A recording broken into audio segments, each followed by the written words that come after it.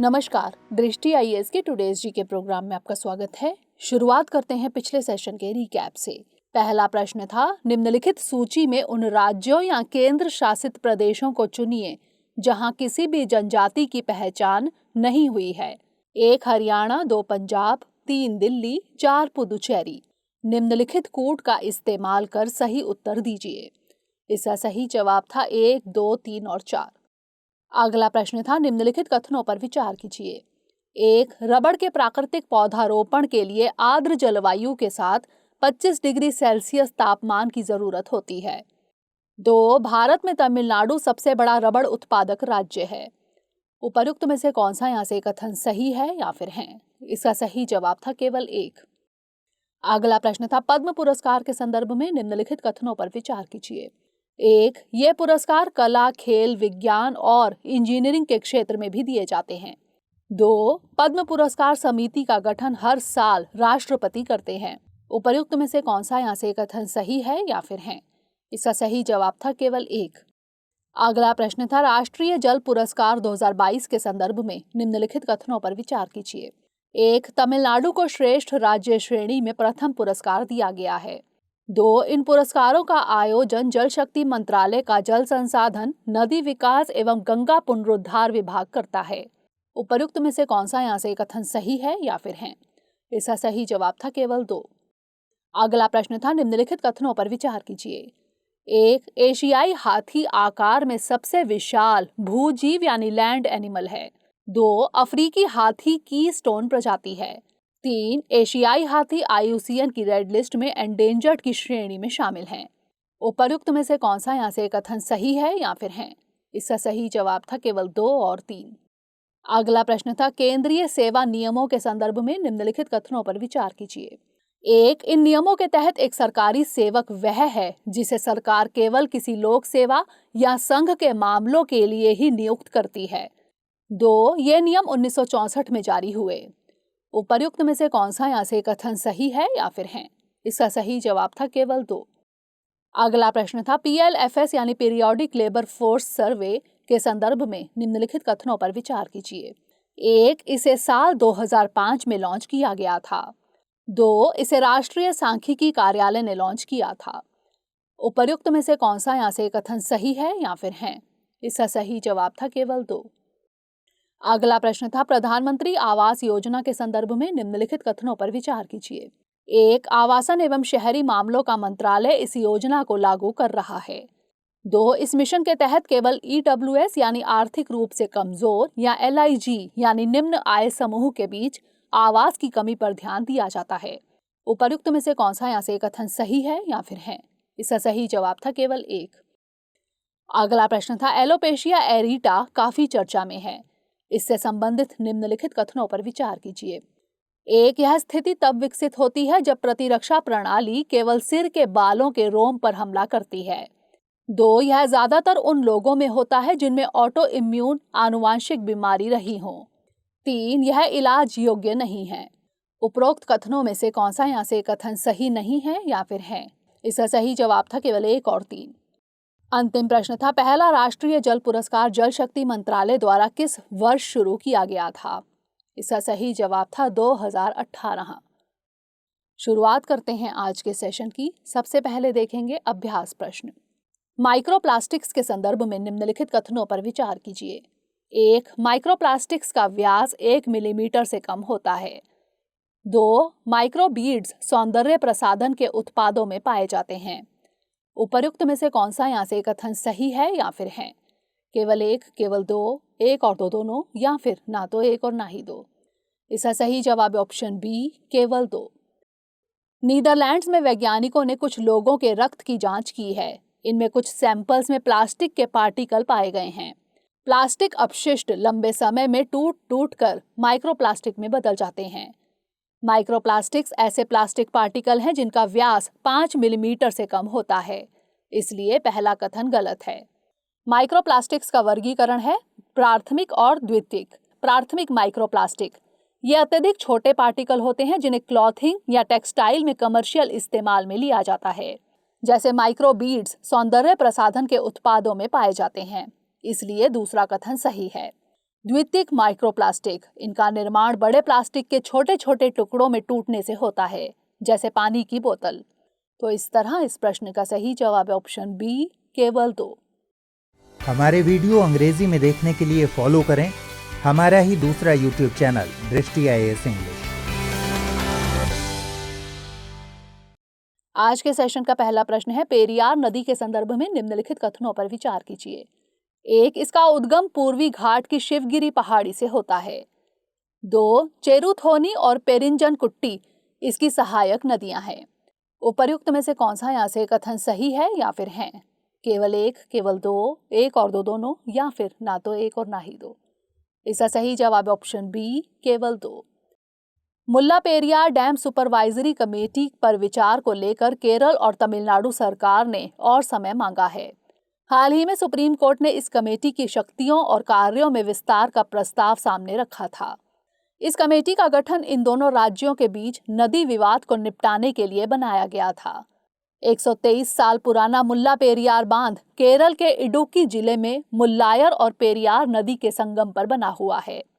केरल की सबसे लंबी नदी पेरियार को केरल की लाइफलाइन भी कहा जाता है।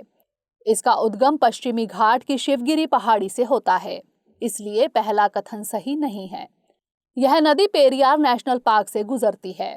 मुथिरापुझा, मुल्लायर, चेरुथोनी और पेरिंजनकुट्टी इसकी प्रमुख सहायक नदियां हैं, इसलिए दूसरा कथन सही है। तो इस तरह इस प्रश्न का सही जवाब है ऑप्शन बी, केवल 2।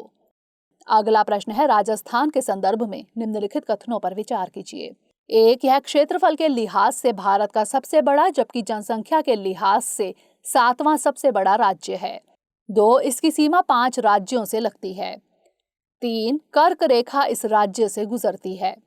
उपर्युक्त में से कौन से कथन सही हैं? केवल 1 और 2, केवल 2 और 3, केवल 1 और 3, या फिर उपर्युक्त सभी? इसका सही जवाब है ऑप्शन डी, उपर्युक्त सभी, यानी तीनों कथन सही हैं। 30 मार्च को राजस्थान स्थापना दिवस मनाया जाता है।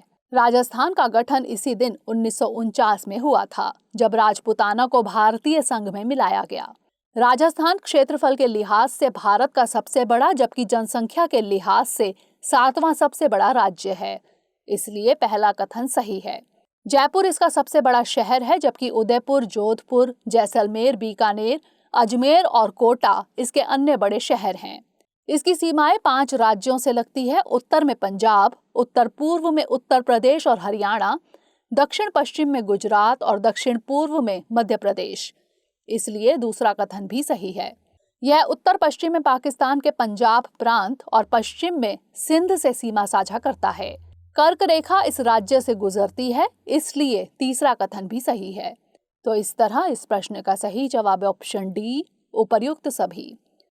अगला प्रश्न है, राष्ट्रीय महिला आयोग के संदर्भ में निम्नलिखित कथनों पर विचार कीजिए। 1. यह राष्ट्रीय महिला आयोग अधिनियम 1990 के तहत एक सांविधिक निकाय है। 2. यह आयोग किसी मामले की जांच स्वतः संज्ञान से नहीं कर सकता। उपर्युक्त में से कौन सा यहाँ से कथन सही है या फिर है? केवल 1, केवल 2, 1 और 2 दोनों, या फिर ना तो 1 और ना ही 2? इसका सही जवाब है ऑप्शन ए, केवल 1। हाल ही में राष्ट्रीय महिला आयोग ने दिल्ली राज्य विधिक सेवा प्राधिकरण के साथ मिलकर लीगल सर्विस क्लिनिक लॉन्च किया। यह राष्ट्रीय महिला आयोग अधिनियम 1990 के तहत एक सांविधिक निकाय है, अतः पहला कथन सही है। इसका गठन जनवरी 1992 में हुआ था। अगर महिलाओं से जुड़े कानूनों को सही से लागू नहीं किया जा रहा है या फिर नीतियों का अनुपालन नहीं हो रहा है, तो उन मामलों में यह आयोग स्वतः संज्ञान ले सकता है, इसलिए दूसरा कथन गलत है। तो इस तरह इस प्रश्न का सही जवाब है ऑप्शन ए, केवल 1। अगला प्रश्न है, वैगन ट्रेजेडी निम्नलिखित में से किससे संबंधित है? कामागाता मारू घटना, मोपला विद्रोह, अलीगढ़ षड्यंत्र, या फिर काकोरी कांड? इसका सही जवाब है ऑप्शन बी, मोपला विद्रोह। भारत के स्वतंत्रता सेनानियों की सूची से मालाबार विद्रोह के शहीदों के नाम हटाने के फैसले को Indian council of historical research यानी ICHR ने वापस ले लिया है। 1921 में कुछ मोपला विद्रोहियों को तिरूर से पोडानूर की केंद्रीय जेल ले जाया जा रहा था, जिसके लिए माल बोगी यानी फ्रेट वैगन का सहारा लिया गया। इस बोगी में घुटन की वजह से इन विद्रोहियों की मौत हो गई थी, जिस घटना को वैगन ट्रेजेडी के तौर पर जाना जाता है। ICHR शिक्षा मंत्रालय के अंतर्गत एक स्वायत्त संगठन है। तो इस तरह इस प्रश्न का सही जवाब है ऑप्शन बी, मोपला विद्रोह। अगला प्रश्न है, दीनदयाल अंत्योदय योजना नेशनल रूरल लाइवलीहुड मिशन यानी डे NRLM के संदर्भ में निम्नलिखित कथनों पर विचार कीजिए। 1. इस मिशन की शुरुआत IMF की सहायता के जरिए हुई थी। 2. कृषि एवं किसान कल्याण मंत्रालय ने इस मिशन को लॉन्च किया था। उपर्युक्त में से कौन सा यहाँ से कथन सही है या फिर है? केवल एक, केवल दो, एक और दो दोनों, या फिर ना तो एक और ना ही दो। इसका सही जवाब है ऑप्शन डी, ना तो एक और ना ही दो, यानी दोनों कथन गलत हैं। हाल ही में दीनदयाल अंत्योदय योजना नेशनल रूरल लाइवलीहुड मिशन यानी डे NRLM के तहत खाद्य, पोषण, स्वास्थ्य और वॉश यानी वाटर सैनिटेशन एंड हाइजीन पर राष्ट्रीय संवाद का आयोजन किया गया।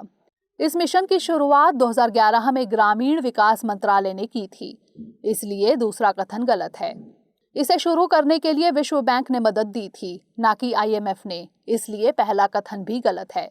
तो इस तरह इस प्रश्न का सही जवाब है ऑप्शन डी, ना तो एक और ना ही दो। अगला प्रश्न है, काजीरंगा राष्ट्रीय उद्यान के संदर्भ में निम्नलिखित कथनों पर विचार कीजिए। 1. इसके मुख्य क्षेत्र से राष्ट्रीय राजमार्ग 37 गुजरता है। 2. यहाँ दुनिया भर के गैंडों की 2/3 आबादी रहती है। उपर्युक्त में से कौन सा यहाँ से कथन सही है या फिर है? केवल एक, केवल दो, एक और दो दोनों, या फिर ना तो एक और ना ही दो। इसका सही जवाब है ऑप्शन सी, एक और दो दोनों, यानी दोनों कथन सही हैं। हालिया आंकड़ों के मुताबिक असम के काजीरंगा नेशनल पार्क और टाइगर रिजर्व में एक सींग वाले गैंडे की संख्या में पिछले 4 सालों में 200 का इजाफा हुआ है। इस पार्क के उत्तर में ब्रह्मपुत्र नदी बहती है, जबकि दक्षिण में कार्बी आंगलोंग पहाड़ी है। इस पार्क से NH 37 गुजरता है, इसलिए पहला कथन सही है। 1974 में घोषित यह नेशनल पार्क यूनेस्को की विश्व धरोहर सूची में शामिल है। यहाँ दुनिया भर के कुल गैंडे की आबादी की 2/3 आबादी का निवास है। तो इस तरह इस प्रश्न का सही जवाब है ऑप्शन सी, एक और दो दोनों। अगला प्रश्न है, निम्नलिखित कथनों पर विचार कीजिए। 1. उन्होंने लंदन में Indian home rule society, India house और द इंडियन सोशियोलॉजिस्ट की स्थापना की। 2. वे बॉम्बे आर्य समाज के पहले अध्यक्ष बने। 3. उन्होंने भारत में कई राज्यों के दीवान के रूप में भी कार्य किया। उपरोक्त कथन निम्नलिखित में से किस व्यक्ति के बारे में सही हैं? सोहन सिंह भाकना, श्यामजी कृष्ण वर्मा, भगत सिंह या फिर VD सावरकर। इसका सही जवाब है ऑप्शन बी, श्यामजी कृष्ण वर्मा। श्यामजी कृष्ण वर्मा की पुण्यतिथि पर प्रधानमंत्री नरेंद्र मोदी ने उन्हें श्रद्धांजलि दी। श्यामजी कृष्ण वर्मा ने लंदन में Indian home rule society, India house और द इंडियन सोशियोलॉजिस्ट की स्थापना की। उन्होंने इंडियन होम रूल सोसाइटी के माध्यम से भारत में ब्रिटिश शासन की आलोचना की। वे बॉम्बे आर्य समाज के पहले अध्यक्ष बने। उन्होंने भारत में कई राज्यों के दीवान के रूप में भी कार्य किया, इसलिए विकल्प भी सही है। तो इस तरह इस प्रश्न का सही जवाब है ऑप्शन बी, श्यामजी कृष्ण वर्मा। अगला प्रश्न है, निम्नलिखित में से चंडीगढ़ के निर्माण के योजनाकार कौन थे? George Gilbert Scott, Herbert Baker, Edwin Lutyens या फिर ले कार्बूसियर। इसका सही जवाब है ऑप्शन डी, ले कार्बूसियर। चंडीगढ़ के निर्माण की योजना ले कार्बूसियर द्वारा तैयार की गई थी, इसलिए विकल्प डी सही है। विरासत विशेषज्ञ और शहरी योजनाकार इसे कार्बूसियर द्वारा निर्धारित शहर की योजना पर एक मैंडेट रूल बुक कहते हैं, क्योंकि वह चाहते थे कि नागरिक शहर के संरक्षक और रक्षक बने। ले कार्बूसियर ने देश को चंडीगढ़ शहर दिया है। स्विस फ्रांसीसी वास्तुकार ले कार्बूसियर का जन्म साल 1887 में हुआ था। तो इस तरह इस प्रश्न का सही जवाब है ऑप्शन डी, ले कार्बूसियर। अगला प्रश्न है, निम्नलिखित कथनों पर विचार कीजिए। एक नीली हाइड्रोजन तब बनती है जब प्राकृतिक गैस हाइड्रोजन और CO2 में विभाजित हो जाती है, जिससे CO2 को अलग कर फिर से संग्रहित किया जाता है। 2. गुलाबी हाइड्रोजन इलेक्ट्रोलिसिस के माध्यम से बनाई जाती है, लेकिन इसके पावर के स्रोत के रूप में परमाणु ऊर्जा का उपयोग किया जाता है। उपरोक्त कथनों में से कौन सा यहाँ से कथन सही है या फिर है? केवल एक, केवल दो, एक और दो दोनों, या फिर ना तो एक और ना ही दो। इसका सही जवाब है ऑप्शन सी, एक और दो दोनों, यानी दोनों कथन सही हैं। हाल ही में नितिन गडकरी हरे रंग की हाइड्रोजन से चलने वाली कार से संसद पहुंचे। ब्लू हाइड्रोजन तब बनती है जब प्राकृतिक गैस को हाइड्रोजन और CO2 में स्टीम मीथेन रिफॉर्मिंग यानी SMR या ऑटोथर्मल रिफॉर्मिंग यानी ATR द्वारा विभाजित किया जाता है, लेकिन CO2 को अलग करके संग्रहित किया जाता है। ग्रीन हाइड्रोजन से मतलब उस हाइड्रोजन गैस से है जिसे नवीकरणीय ऊर्जा द्वारा पानी की इलेक्ट्रोलिसिस की प्रक्रिया से बनाया गया हो। इस प्रक्रिया में बिजली की मदद से पानी को हाइड्रोजन और ऑक्सीजन के रूप में अलग किया जाता है। गुलाबी हाइड्रोजन इलेक्ट्रोलिसिस के माध्यम से बनाई जाती है, लेकिन परमाणु ऊर्जा का उपयोग अपनी शक्ति के स्रोत के रूप में करती है। पीली हाइड्रोजन वह हाइड्रोजन है जहां इलेक्ट्रोलिसिस पूरी तरह से सौर ऊर्जा के माध्यम से प्राप्त किया जाता है। अतः सभी कथन सही हैं। तो इस तरह इस प्रश्न का सही जवाब है ऑप्शन सी, 1 और 2 दोनों। अंतिम प्रश्न है 38वां समानांतर विभाजन संबंधित है उत्तर कोरिया और दक्षिण कोरिया, USA और कनाडा, पोलैंड और यूक्रेन या फिर लक्षद्वीप और मालदीव। इसका सही जवाब है ऑप्शन ए, उत्तर कोरिया और दक्षिण कोरिया। दक्षिण कोरिया ने उत्तर कोरिया की तथाकथित मॉन्स्टर मिसाइल के प्रक्षेपण को फेक बताया है। 38वां समानांतर विभाजन 38 डिग्री नॉर्थ अक्षांश को दिया गया एक लोकप्रिय नाम है जो पूर्वी एशिया में मोटे तौर पर उत्तर कोरिया और दक्षिण कोरिया का सीमांकन करता है, इसलिए विकल्प ए सही है। द्वितीय विश्व युद्ध के अंत के निकट पॉट्सडैम सम्मेलन जुलाई 1945 में अमेरिकी सैन्य योजनाकारों द्वारा सेना की सीमा के रूप में इस लाइन का चयन किया गया था। तो इस तरह इस प्रश्न का सही जवाब है ऑप्शन ए, उत्तर कोरिया और दक्षिण कोरिया। अब नोट कर लेते हैं आज का अभ्यास प्रश्न। निम्नलिखित कथनों पर विचार कीजिए। 1. गरुड़ शक्ति सैन्य अभ्यास भारतीय सेना और श्रीलंका सेना के बीच होता है। 2. भारत श्रीलंका मुक्त व्यापार समझौता पर 1998 में हस्ताक्षर हुए थे। उपर्युक्त में से कौन सा यहाँ से कथन सही है या फिर हैं? केवल 1, केवल 2, 1 और 2 दोनों या फिर ना तो 1 और ना ही 2? इसका उत्तर हमें कमेंट सेक्शन में जरूर भेजिएगा। अगले सेशन में नए प्रश्नों के साथ मिलेंगे। तब तक के लिए धन्यवाद।